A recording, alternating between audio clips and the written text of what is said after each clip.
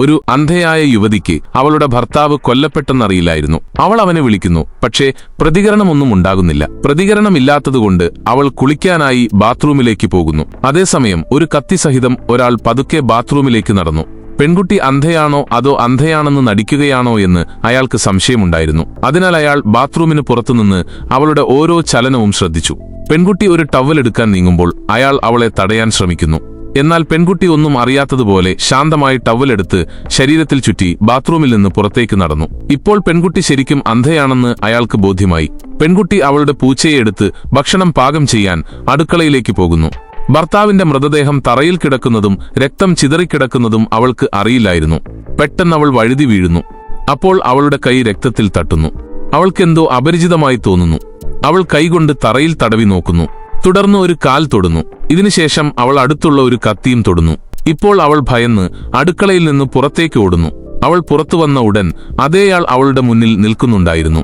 ഇപ്പോൾ ഭർത്താവിനെ ആരോ കൊലപ്പെടുത്തിയെന്ന് പെൺകുട്ടിക്ക് മനസ്സിലായി. അയാൾ അവളെ ഭയപ്പെടുത്താൻ ശ്രമിക്കുന്നു. അവൾ ഭയന്ന് സത്യം പറയുമെന്ന് കരുതി അയാൾ വീട്ടുസാധനങ്ങൾ തറയിലേക്ക് എറിയാൻ തുടങ്ങി. പെട്ടെന്ന് പെൺകുട്ടി അവളുടെ മുറിയിലേക്ക് ഓടിപ്പോയി വാതിലടയ്ക്കുന്നു.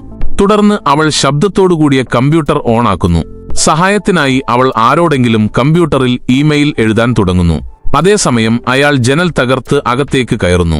അയാൾ പെൺകുട്ടിയെ പിടിച്ച് കട്ടിലിൽ കെട്ടിയിടുകയും കത്തി കാണിച്ച് ഭീഷണിപ്പെടുത്തുകയും ചെയ്യുന്നു. അതേസമയം അയാൾക്കൊരു ഫോൺ കോൾ വരുന്നു. സംസാരിക്കാൻ അയാൾ മാറി നിൽക്കുന്നതിനിടെ അവൾ അടുത്തുള്ള ഒരു ക്യാമറ കയ്യിൽ ഒളിപ്പിക്കുന്നു.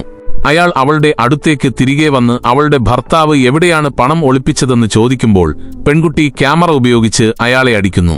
എന്നിട്ട് അവൾ വേഗത്തിൽ പുറത്തു കടക്കാൻ സ്റ്റെപ്പിൽ ഉരുണ്ടു താഴേക്ക് പോകുന്നു.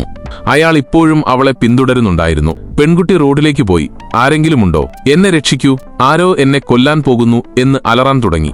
ഒരാൾ അവളെ സഹായിക്കാൻ വരുന്നു. പക്ഷേ അയാൾ അതേ സംഘത്തിലെ ഒരാളാണെന്ന് പെൺകുട്ടിക്ക് അറിയില്ലായിരുന്നു. അവർ ഒരുമിച്ച് പെൺകുട്ടിയെ അതേ വീട്ടിലേക്ക് തിരികെ കൊണ്ടുവരുന്നു.